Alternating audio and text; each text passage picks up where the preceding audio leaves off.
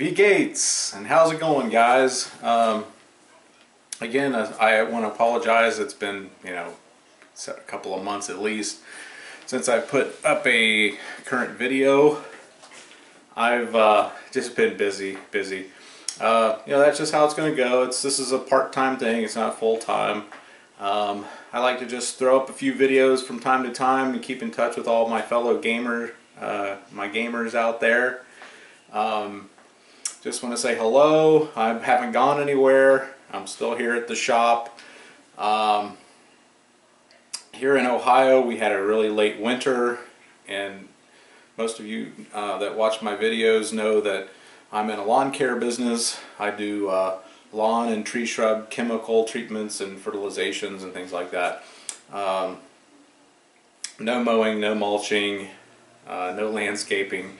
I'm a specialist. I come in and I take care of the bugs, the weeds, the fertilizing, the chemical side of the landscaping business, which is a nice little niche to be in. I've been doing that for 22 years. So I have a really nice customer base, mostly high-end customers. I do have a lot of middle-class type properties that I do too, of course, but a lot of high-end clientele that I've done for years. Some of the properties I've taken care of for 16, 17, 18 years, some of these properties. So it gets me really busy. I'm in a strong demand. I've got a lot of work to do. So when I get behind, it takes a while to get myself caught up. But I do from time to time, when I get some free time, I'm back down here in the shop, working on my models. I did get done with the Fallschirmjägers. I have yet to even finish the D-Day board. It's realistically looking like it's going to be something that we'll get to, or I'll get to, maybe by the winter time, honestly. And things I've noticed with the channel since I've started it up was it seems like I get most of the hits on my commentary. So I'd kind of like to just give you the commentary, give you some of the updates on my take on the gaming community, some of the games that are coming out, some of the things that I'm working on. There's really not a lot of interest, and there's tons of channels out there in teaching you how to paint properly and build boards and this and that. And I will show you some progress updates. We'll go out in the shop here in a little bit and I'll show you some of the stuff I'm kind of working on right now, just real briefly. But I acknowledge the fact that there's just not a lot of demand for the how-tos and the how to play and this, and so there's tons of that out there. But I think a lot of the community, it seems from all the hits I'm getting on my commentary videos, is really where we can all share our ideas. I would like to invite my subscribers and anyone that stumbles across the channel to give us some feedback. Obviously I'm not a professional. This isn't going to be perfect. I'm not going to do a lot of editing because it takes too much time. And just sharing ideas and things. Let's not get into the being nasty with gaming companies or throwing insults at each other if someone makes a comment someone doesn't agree with. But it seems like with the Games Workshop commentary that I've put up, there's just tons and tons and tons of hits on those.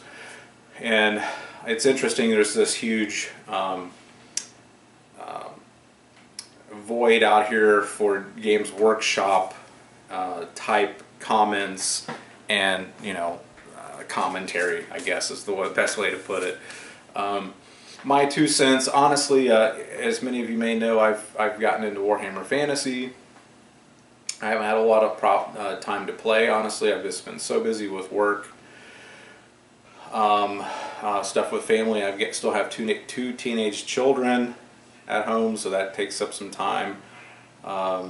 Just various things, wife, kids, life, which is fine, and that's where a lot of us are. And I want to just share that that's common. Don't feel bad if you can't get down or get to your painting table or your build table every single day and get things taken care of. Just try to keep things progressing. one of the things that I have come to find in the last couple years is, you know, buy one thing at a time, one project at a time, and complete that project. And I have tended in the past to go into a shop or get online and buy 5, 6, 7, 8 things, and then I'm overwhelmed. I've got a pile of stuff to paint, a pile of stuff to build, and it's overwhelming. So I basically got all my projects down to just one last thing. I'm working on some crusade knights on horseback that I'm getting finished up. It's just a unit of crusaders. I really haven't had a lot of time to play the Warhammer Fantasy. There's a Games Workshop here that on Friday nights does a Warhammer Fantasy night. I plan at some point here, when I'm caught up, to go down there, spend a Friday evening learning the ropes, so to speak, on the rules. And obviously I'm going to end up buying more models, and so I already have a list of some things I want to buy anyway. So I did want to let you guys know I'm still alive, I'm still here. Just really busy with life, and still taking some time to do some things on Sunday afternoons, which is what it is today here. It's a nice little lazy Sunday afternoon. Cracked open a 6-pack of summer ale, you know, and working on my Crusader Knights. I've got a battle set up for Flames of War. I'll show you here very briefly. I'm working on some tournament armies that I want to take to tournament. So I'm working on some lists. That's really, as you can see in the background back here, Flames of War is my huge, my biggest game that I play right now. 40K I don't even play anymore. I do have a small board set up out here that we play skirmish matches on. So I guess kind of segueing into the Games Workshop aspect of the commentary. Obviously the new codexes have been rolling out. We got a new Orc Codex coming out. It's currently you know, June 2014. So you got the Orcs Codex come out. We've got the new rule book. I've got 2 of the old rule books out here in my cabinet. All my codexes that I own are outdated. I've got Eldar, Space Marines, Orcs. They're all they're all outdated. So it's one of those games, and you know, let's face it, guys. When my son got into Boy Scouts years ago, I went to a meeting with an old-time Boy Scout leader, and he said something that sticks, that kind of applies to this situation. And he said, folks, if you're looking to get into something inexpensive for your kid to do, Boy Scouts is not it. And that's what I have to say about wargaming in general. There are some skirmish-style games you can get into that are relatively low cost, $100, $200 to get in, and you can get everything you need to play. But for the most part, most war games are going to require a good income, and let's face it, it's a business, but it's also for our enjoyment. It's like movies. If you go out to the movies and you're not going to a matinee, you're going to pay, for a family of 4, $100 plus if you get popcorn, tickets, you know, the pops, everything that you need, the snacks and things. You know, things aren't cheap, and we're not going to get into the political reasons or the financial reasons or monetary policies of the country why things are getting so expensive in terms of inflation. But and I've tried to encourage folks on my other videos that, you know, focus on making a good income, get into something that makes a good income, blue collar, white collar, I don't care what it is, but there's a lot of fields out here that will generate enough income where you can have your money for your hobbies and have money for your bills, have money for your for savings and for the things that you need for the future. But you know, there's no sense of us sitting around, you know, whining and crying how expensive Games Workshop stuff is, and it's been 2 years since they've come out with a new rule book, and that's not fair, and the new one's $80, blah blah blah. Okay, honestly, $80 in the scheme of things these days is like this. It's not much money. So if $80 is a lot to you, you're going to have to start focusing on, what can I do to increase my income? What kind of fields can I get into? And experience levels and you know, working hard each day so I can get my income up high enough to where $80 isn't going to be a lot of money to me, and it's going to be insignificant. So that's what you should focus on, not crying because the games are expensive and the things that they come out with for all these different games. You know, they're in business to make money, guys, but they're also making products that we enjoy, and we can take advantage of it.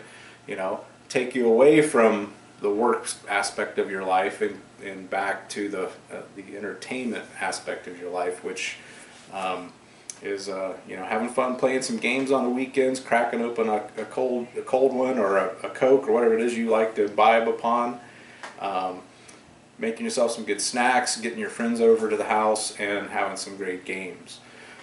So that's really the positive way to look at it.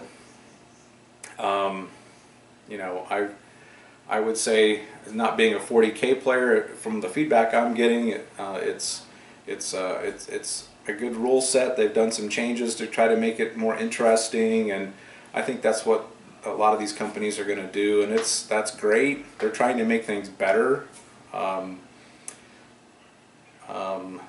I think with Flames of War, you know, every 4 or 5 years they're going to come out with a new rule book. They'll tweak the rules a little bit. They'll have some new pictures. It's a new way of getting your... Hold on one second. Sorry guys, I'm back. That was my son, came in. He had a couple questions to ask. He's getting ready to go to work. He works a part-time job bagging groceries, but we got a little sidetracked there, so sorry about the delay there. But anyways, where was I? Yeah, the rule books, it's going to attract new players. You know, and it's just you can think of it like with computer software programs, really anything today. Shampoo, you know, it's new and improved. They're always trying to reinvent themselves and make it fresh and new, so that like I said, it brings in new players, it gets new interest, it helps keep it fresh with the older players. You know, there are going to be some people who say, oh, I want to play Dungeons and Dragons First Edition, and that's fine, you can do that. And in fact, a lot of times we get into a game and I'll say, that rule makes no sense, and we'll agree amongst each other that how we're going to play out the scenario, or a place where we're having some problems with the match that we're playing in terms of the rules not making some kind of sense or being kind of vague. And that's fine. It's not, we don't need to get so uptight, I guess is what I'm trying to say here. Let's not get so uptight about the fact that they come out with new rules and new codexes and things all the time. They're just trying to keep things fresh and try to keep things new. Now, here's something I want to throw out to you, and I'm not, like I said, I'm not a big avid 40K player, but a guy that started in college back in the 80s, and I've shown you in some other videos the old miniatures I have. You know, I've got some of the old metal 40K miniatures. I had the very first Rogue Trader book. You know, that's how far back we're talking here. And we played a lot, and we modified the rules because the early rule book was really vague in a lot of things. So we kind of just made up rules that made sense, and different dice rolls we could do that made sense to make it fun. You know, and that's, you know, things aren't cast in concrete. But the point I'm trying to make is, from the time I started in 40K till now, the complexity of the rules, the complexity of the units, the psychic powers they're bringing in that are even more important now, which, you know, basically is magic. Is, you know, it's adapting Warhammer Fantasy magic to 40K, which is cool. I mean, it's a whole new element to the game. You've got characters you can bring into your army that basically have magical powers, which is awesome. I mean, it makes it more interesting.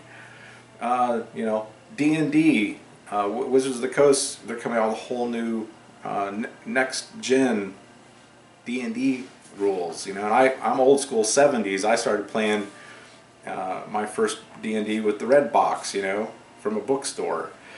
So I'm saying, as things just evolve, they change, and I don't understand why everyone has to get so bent out of shape and so upset at some of the things I read on forums and on the Beasts of War comments. You know, it's just, Really, I mean, if you want to play 6th edition or 4th edition, then play it. Play that. No one is holding a gun to your head saying you have to buy all these new models and you have to play these new rules. They're just trying to keep the game rolling and keep it interesting and keep it changing. Personally, my personal opinion is 40K has become way too, and I guess that's kind of what's turned me off from getting back into it heavily.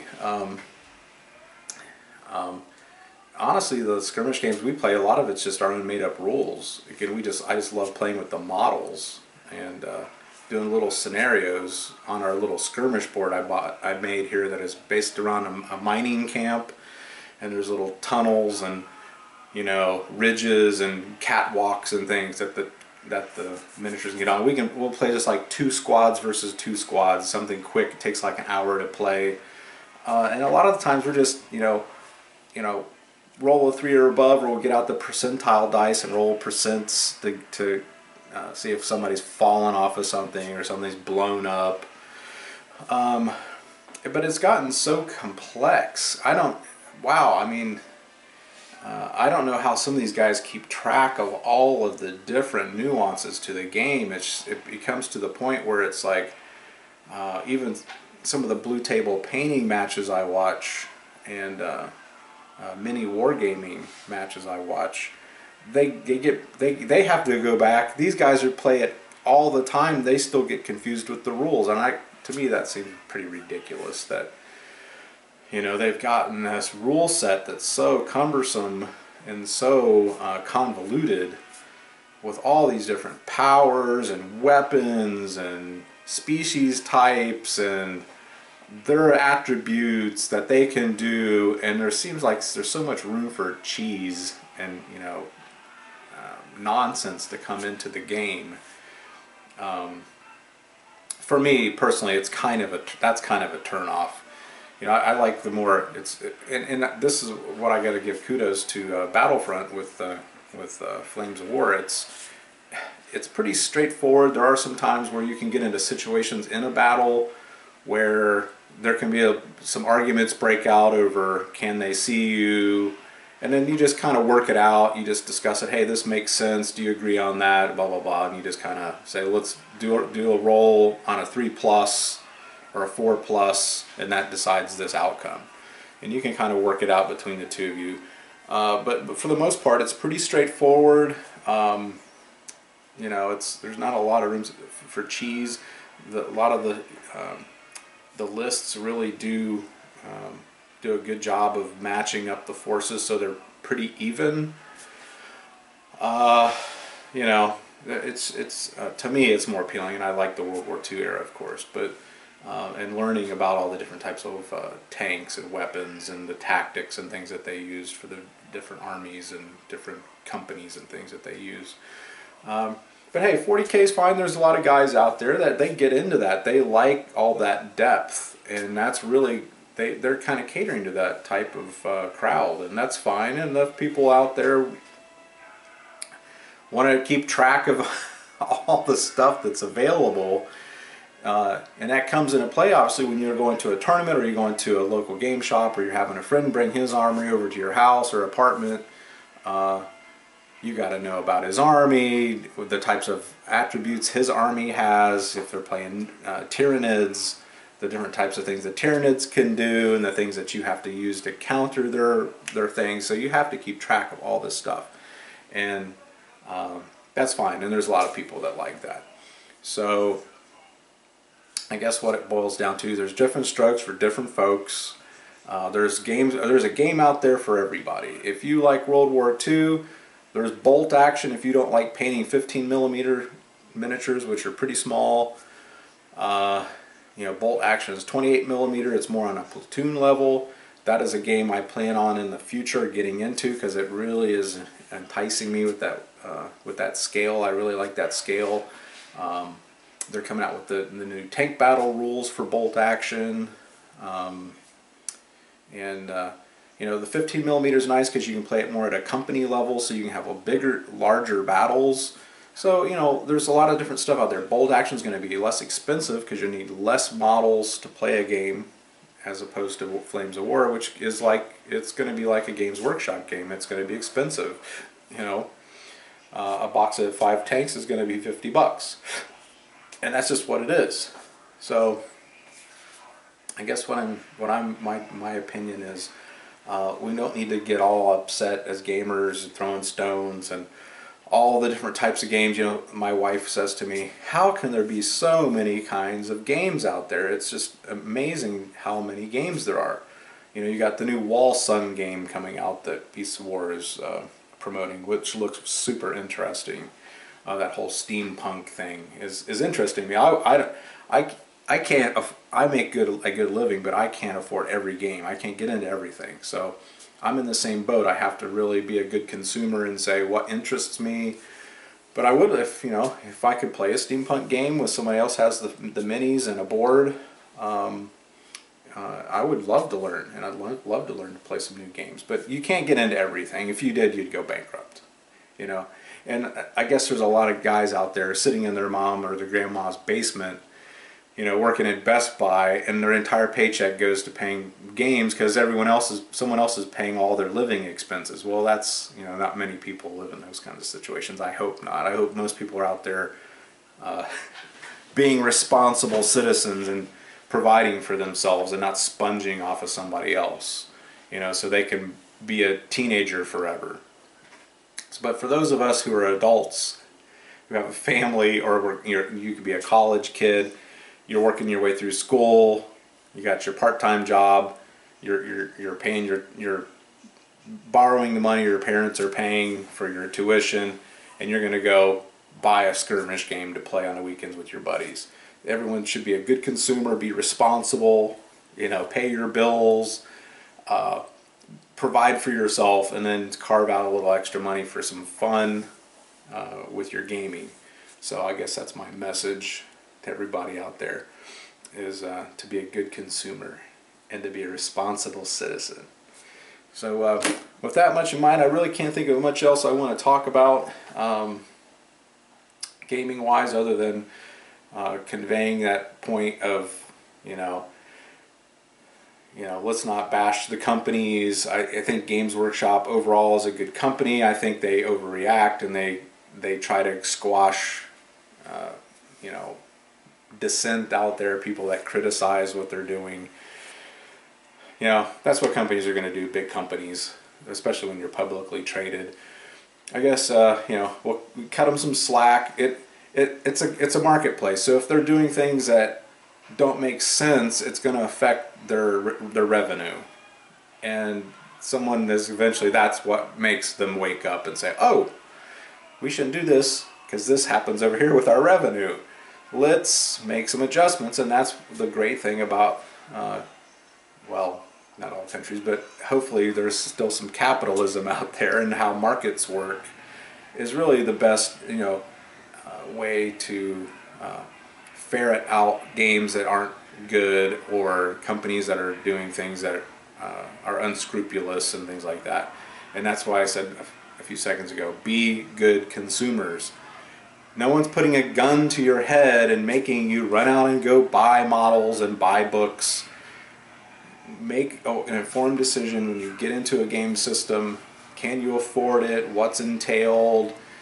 You know, just like a few videos ago I said, a bagel shop. If you love bagels and there's a bagel shop in town, you should go there on a regular basis and buy bagels, or there won't be a bagel shop. So you know, we have to be good consumers, and we have to support the things we like with our money, and then things work out. When you have outside forces like governments or agencies come in and they try to regulate things and contain the marketplace, or someone comes in and says, oh, that's not fair, we need to come in and tell Games Workshop they can only make this much profit, it screws everything up.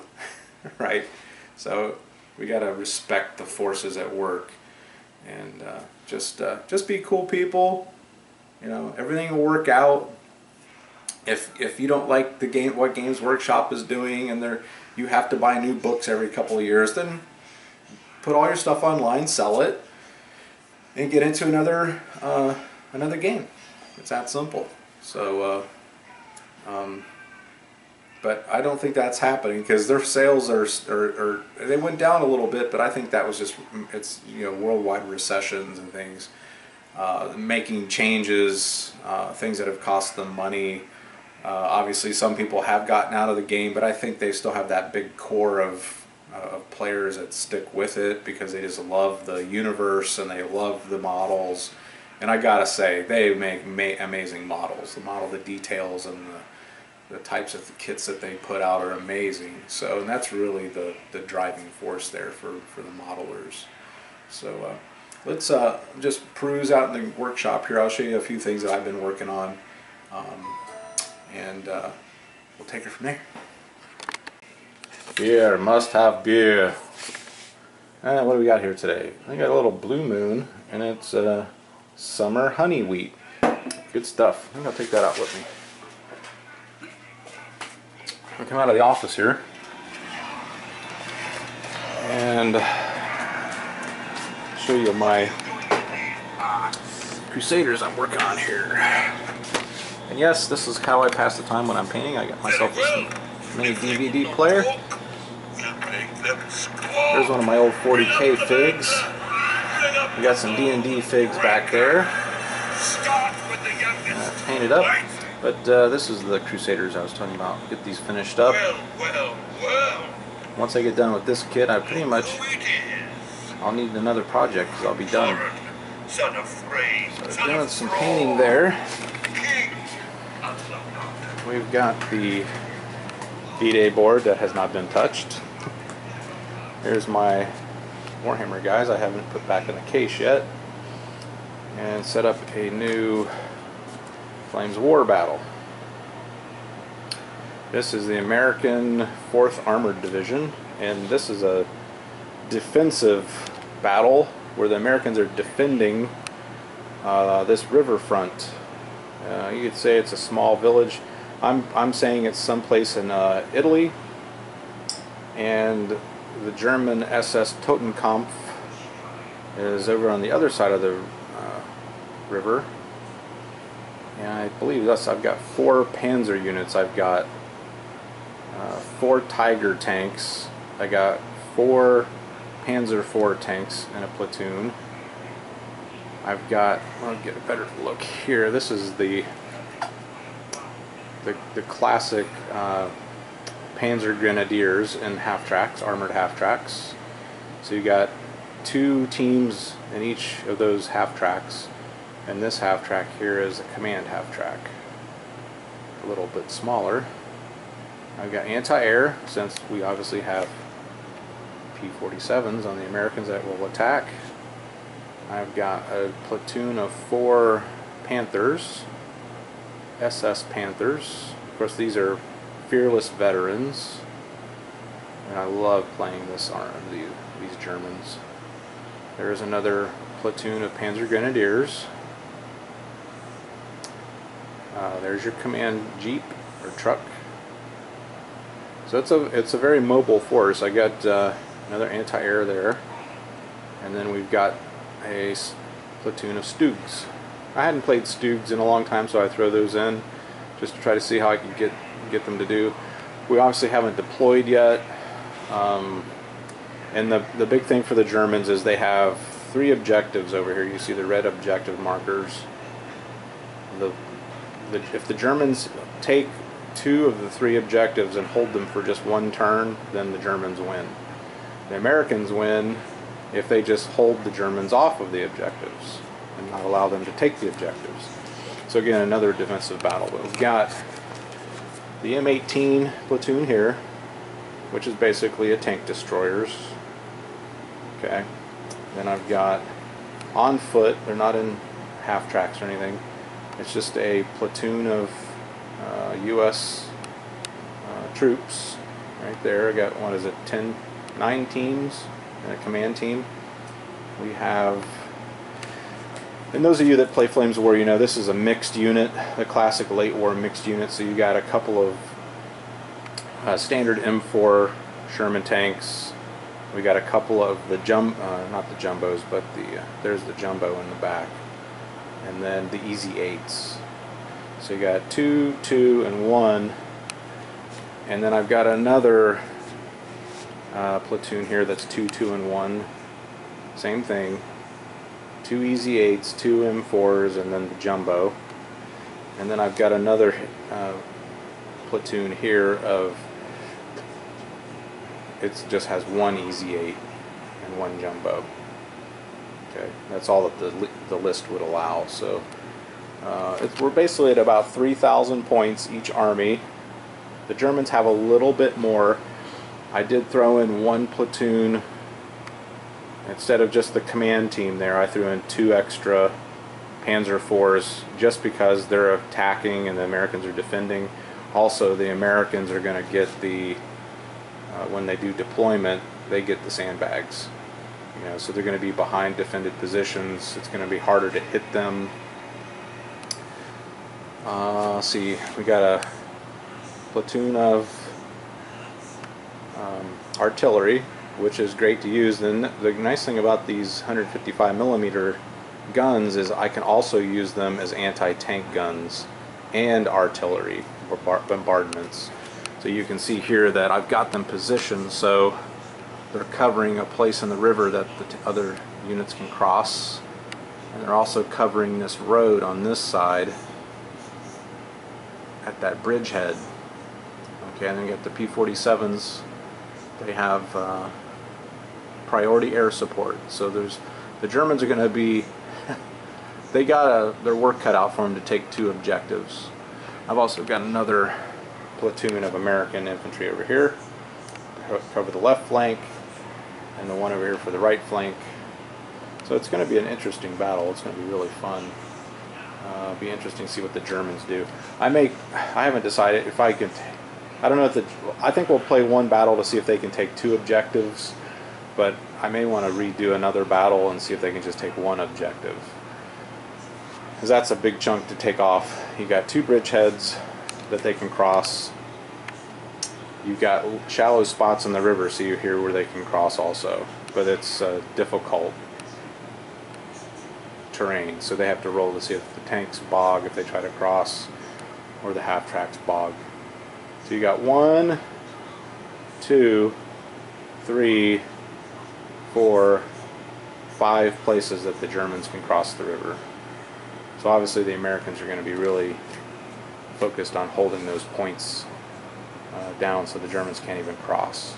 It'll be interesting. The one thing to point out for new players out there that are watching this, those Tigers are going to get parked in some of these woods over here, and see they've got a 40-inch range, and they can sit there and take 3 shots. If they don't move that turn, they can sit back and take 3 shots per turn at anything within 40 inches. So I'm going to hold them back and use them almost like an artillery unit, and just try to thin out the American forces.